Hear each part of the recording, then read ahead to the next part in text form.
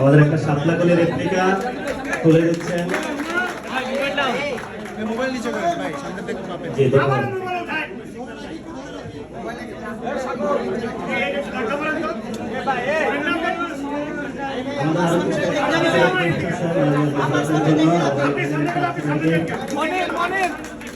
গোলকার কাপড়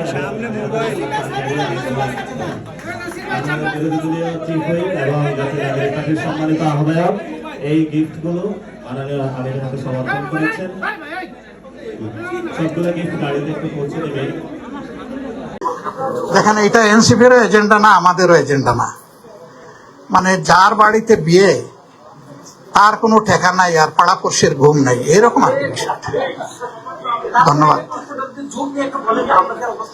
না, আমরা তো সেই অর্থের কোনো ফর্মাল জোট না, আমরা একটা নির্বাচনী ঐক্য করেছি আর এখন জনগণের স্বার্থে আমরা একসাথে আন্দোলন চালিয়ে যাচ্ছি।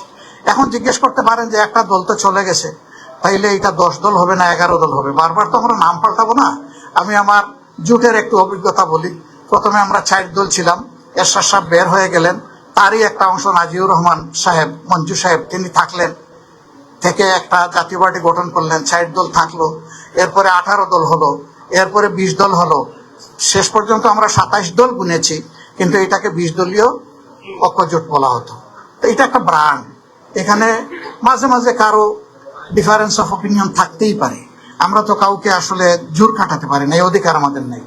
গণতন্ত্রে তার প্ল্যাটফর্ম চয়েস করার অধিকার প্রত্যেকেরই থাকবে, তবে আমরা চেষ্টা করব দেশের বৃহত্তর স্বার্থে এই ঐক্যকে আরো শক্তিশালী এবং সংহত। ধন্যবাদ। সরি,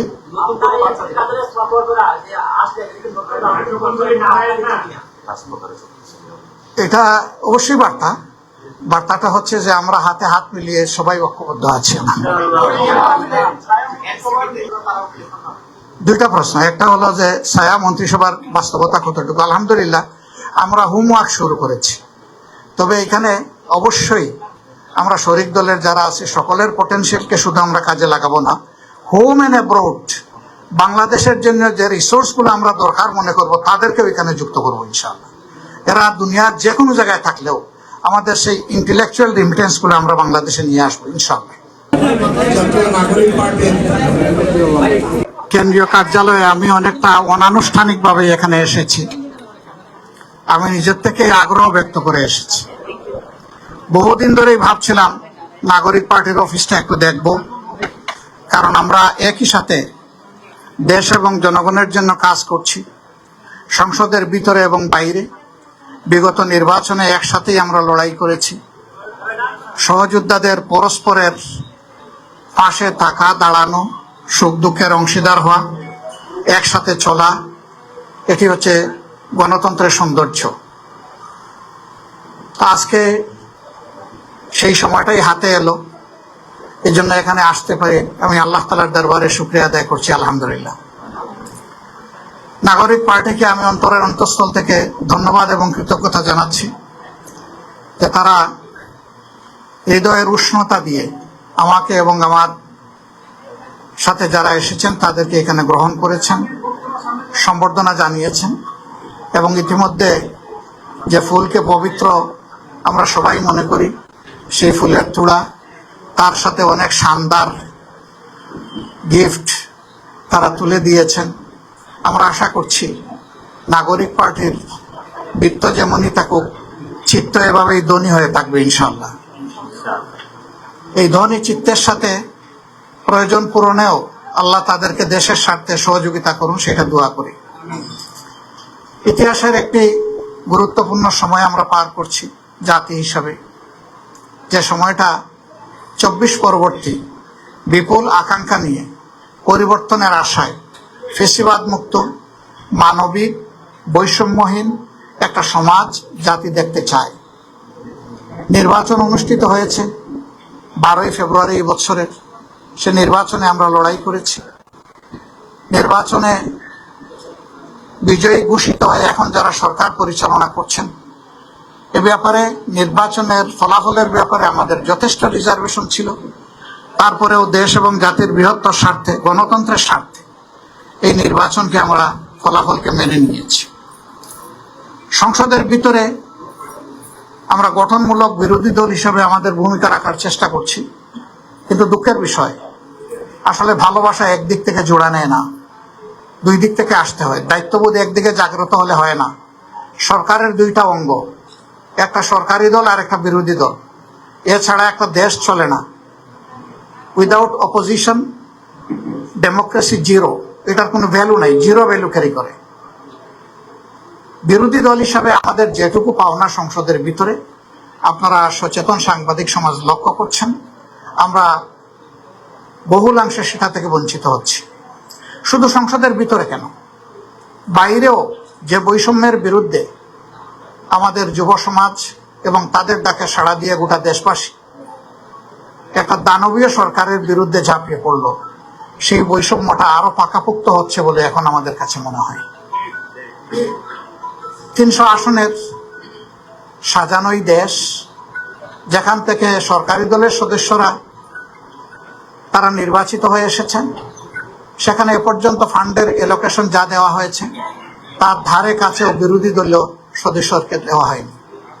ট্রেজারিটা তো কোনো দলের না। এবং তারা বলেছিলেন তারা যদি সরকার গঠন করেন বৈষম্য করবেন না, সুষম উন্নয়নে হাত দেবেন। ইতিমধ্যে আপনারা দেখেছেন উত্তরাঞ্চলে গিয়ে তাদের একজন বিশিষ্ট দায়িত্বশীল নেতা বলেছেন, ভোট দেবেন জামাতে ইসলামীকে আর উন্নয়ন চাইবেন আমাদের কাছে। এটা কিভাবে হয়? উন্নয়ন তো চেয়ে নেওয়ার বিষয় নয়, উন্নয়ন নাগরিকদের অধিকার। একটা দেশের ভিতরে যখনই বৈষম্য সৃষ্টি হয়, অঞ্চলে জায়গায় বিভেদ সৃষ্টি হয়, তখন সামাজিক অসন্তোষ দেখা দেয়। একটা দেশ সামনের দিকে কখনো আগাতে পারবে না যদি একটা স্টেবল সোসাইটি, একটা স্থিতিশীল সমাজ যদি গড়ে না ওঠে।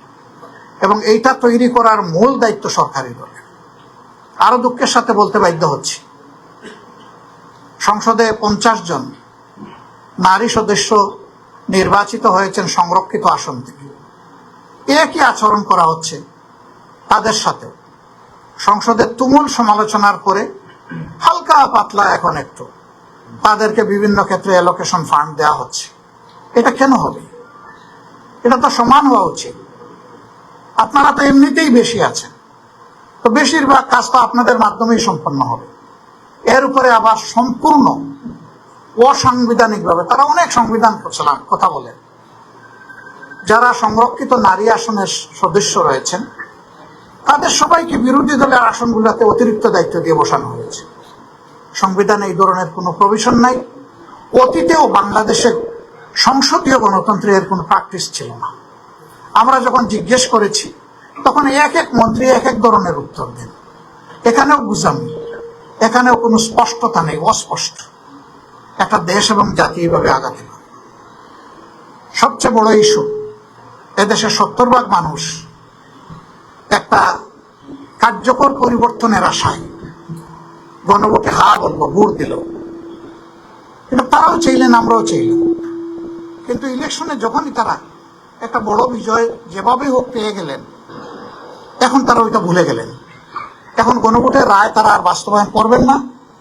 এবং সংস্কার পরিষদ যেটা গঠন আর ডাকার কথা ছিল, এটা মূলত দায়িত্ব প্রধানমন্ত্রী। তিনি আহ্বান করবেন, লিখিত অনুরোধ জানাবেন প্রেসিডেন্টকে, সভা তিনি আহ্বান করবেন, তিনি অনুরোধই জানাবেন। তারা শপথটাও নিলেন না। তারা এখন বলেন যে এটা সংবিধানে নেই। তো সংবিধানে অনেক কিছুই নেই, কিন্তু ডক্ট্রিন অফ নেসেসিটি হিসাবে সবকিছুই পিপুলস উইল হিসাবে মেনে নেওয়া হয়েছে, যেটাকে সুপ্রিম ল মনে করা হয়। এবং সেটা দেশবাসী গ্রহণ করেছে, সানন্দ চিত্তে গ্রহণ করেছে। এখন এক অংশ আপনি মানবেন, আরেক অংশ মানবেন না, এইটুকু হতে পারে। যখন জনগণের রায়কে তারা উপেক্ষা করবে এবং আমাদের কথা যখন সংসদে গ্রহণ হলো না, আলোচনার পর যখন টপ আউট হয়ে গেল, তখন আমরা স্বাভাবিকভাবে জনগণের এই দাবির বিষয়টা আবার জনগণের কাছে নিয়ে ফিরলাম। এখন যে আন্দোলনটা আমরা করছি ধারাবাহিকভাবে অত্যন্ত নিয়মতান্ত্রিক পন্থায়, সেই আন্দোলনটা মূলত ওই কারণেই তারাই আমাদেরকে রাজপথে ঠেলে দিয়েছে। আমরা চেয়েছিলাম এর সমাধানটা সংসদের ভিতরে, সংসদকে কেন্দ্র করে রিয়েল সংসদীয় রাজনীতিটা হোক। তারা এটা হতে দিলেন না। আমরা 11 দল ঐক্যবদ্ধ হয়ে জনগণের এই মৌলিক দাবি সহ অন্যান্য দাবিগুলো আদায়ে আমরা এখন কাজ করে যাচ্ছি। সাংবাদিক সমাজ দেশের আয়না, বন্ধু সমাজ, ফোর্থ পিলার, চারদিক থেকে দেখা চক্ষু আপনাদের। আপনারা সমাজের অসঙ্গতি, অন্যায় এবং অধিকার হরণকে যতটা তুলে ধরবেন, একটা সমাজ ততটাই সুস্থ গণতান্ত্রিক সংস্কৃতির বিকাশের দিকে আগাতে পারবে। আপনারা আমাদের সাথে আছেন, থাকবেন। এখানে সবাই মিলেই বাংলাদেশ, আমরা আপনাদেরকে বাদ দিয়ে নয়, বরঞ্চ আপনারা যদি আমাদের বক্তব্যগুলো জনগণের কাছে, বিশ্ববাসীর কাছে অব্যাহতভাবে পৌঁছাতে থাকেন, তাহলে কেউ অন্যায় করে পার পাবে না। তবে আমরা কথা দিচ্ছি, বাংলাদেশে নতুন আরেকটা ফেস্টিভ্যাল আমরা কায়েম করব না। ধন্যবাদ নাসিরউদ্দিন পাটোয়ারিকে। এখানে সকল শক্তিকে সমন্বিত করা হয়েছে, ছাত্র শক্তি, যুব শক্তি, শ্রমিক শক্তি, নারী শক্তি, সবার প্রতি আমি ধন্যবাদ, অভিনন্দন, কৃতজ্ঞতা জ্ঞাপন করছি। ধন্যবাদ। আসসালামু আলাইকুম প্রিয় সাংবাদিক ভাই বোনেরা এবং প্রিয় দেশবাসী, এবং এই মুহূর্তে যারা জাতীয় নাগরিক পার্টি এনসিপির কেন্দ্রীয় কার্যালয়ে উপস্থিত রয়েছেন, এনসিপির সকল পর্যায়ের সদস্যবৃন্দ এবং শুভাকাঙ্ক্ষীবৃন্দ, সবাইকে জাতীয় নাগরিক পার্টি এনসিপির পক্ষ থেকে শুভেচ্ছা জানাচ্ছি। আজকে আমাদের আজকে এই যে আয়োজন, সেটার মূল উপলক্ষ যাকে কেন্দ্র করে আমাদের আজকের এই আপনাদের সামনে উপস্থিত হওয়া, আপনারা অলরেডি তার কথা শুনেছেন।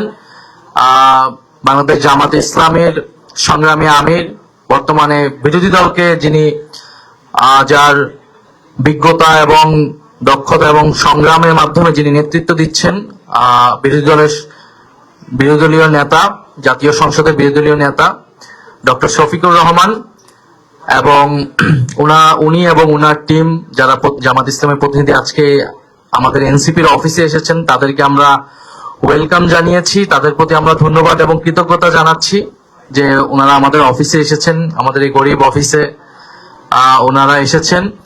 আমরা 11 দল ঐক্যবদ্ধভাবে এই জাতীয় নির্বাচনে অংশগ্রহণ করেছি, এবং অনেকেই জোটের কথা বলেছেন। আমরা কিন্তু দুইটি নির্বাচনে অংশগ্রহণ করেছিলাম। আমরা যেটা বলি যে একটা জাতীয় নির্বাচন আর একটা গণভোট। আমরা একত্রে সবাইকে বলেছিলাম যে আপনারা যার যার মার্কায়, 11 দলের মার্কায় ভোট দিন এবং হা ভোটে ভোট দিন। তো আমরা একটা অর্জিত হয়েছে, সেটা নিয়েও আমাদের প্রশ্ন আছে, কিন্তু সেটা আমরা মেনে নিয়েছি।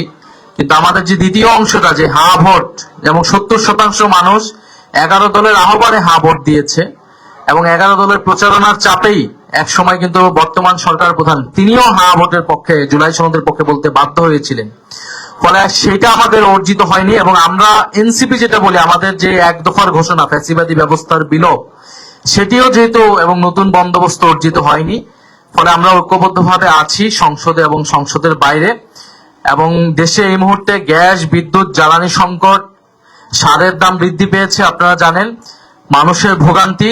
আমরা এই ইত্যাদি বিষয় নিয়ে কথা বলেছি সংসদে এবং সংসদের বাইরে।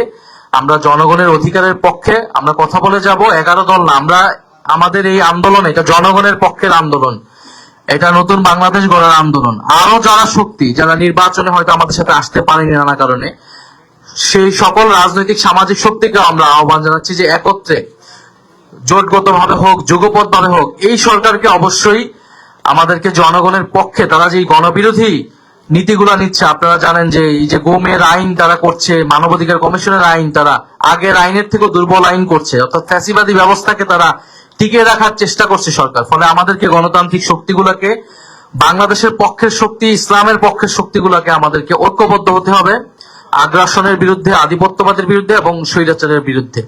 ফলে আজকে হয়তো কোনো রাজনৈতিক কারণে নয়, উনি একেবারেই সৌজন্যতার জায়গা থেকে উনি এসেছেন। ওনার স্নেহ, ভালোবাসা উনি আমাদেরকে জানিয়েছেন, এবং ওনার সংগ্রামের ইতিহাস আমরা জানি।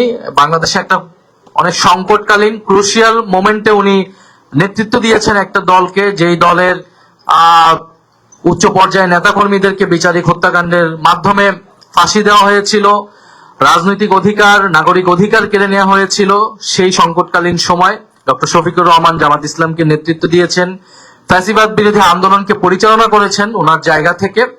এবং আমরা মনে করি যে আমাদের এখনো যে গণতন্ত্র প্রতিষ্ঠার যে লড়াইটা আমরা চালিয়ে যাচ্ছি, সেই জায়গায় ওনার নেতৃত্ব, ওনার বলিষ্ঠ নেতৃত্ব বাংলাদেশে অতি প্রয়োজন। এনসিপি ও এনসিপির জায়গা থেকে এই গণতান্ত্রিক আন্দোলনে সামিল থাকবে। তো ইনশাআল্লাহ আমরা ঐক্যবদ্ধভাবে আমাদের সামনে অধিবেশনও শুরু হচ্ছে। সংসদে আমাদের যেমন কণ্ঠ দেখতে পারবেন, সংসদের বাইরেও রাজপথে আমরা ঐক্যবদ্ধভাবে জনগণের পক্ষের আন্দোলন গড়ে তুলবো। এবং যেটা বিরোধী দলীয় নেতা বললেন যে আমরা নতুন কোনো ফ্যাসিবাদ এই বাংলাদেশে প্রতিষ্ঠা হতে দেব না, এটা জুলাই যে শহীদ আমাদের ভাই ওসমান হাদি তাদের প্রতি আমাদের কিন্তু ওয়াদা, সে ওয়াদা ইনশাআল্লাহ আমরা রক্ষা করব। আপনাদের সবাইকে ধন্যবাদ এবং বিরোধী দলের নেতাকে আমি আবারও ধন্যবাদ জানাচ্ছি। আসসালামু আলাইকুম।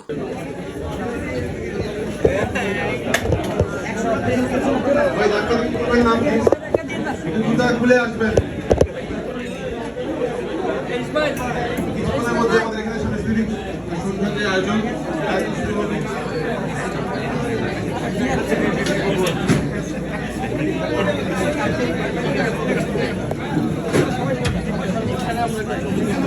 ভাই এখানে কার্পেট থেকে একটু আপনারা দয়া করে নেমে দাঁড়াবেন এবং আমাদের সাংস্কৃতিক অনুষ্ঠানটা একটু শুরু হবে। ভাই আপনারা যারা জুতা নিয়ে কার্পেটের উপরে আছেন আপনারা একটু দয়া করে কার্পেট থেকে নেমে যান।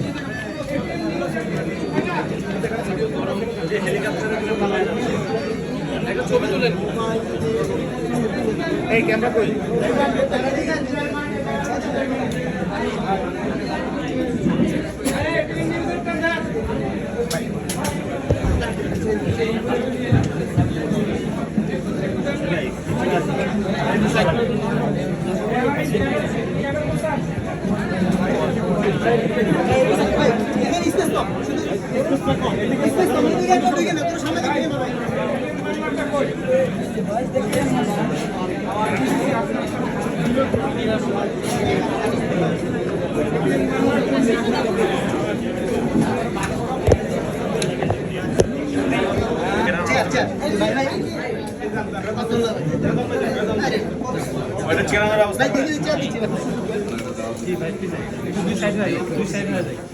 আপনার ইন্ডিয়ান ফুটেজ নিয়ে সমস্যা নেই।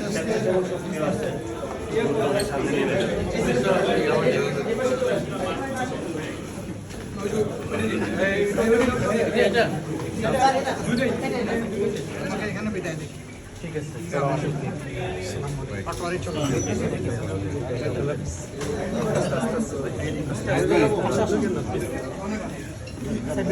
আমরা না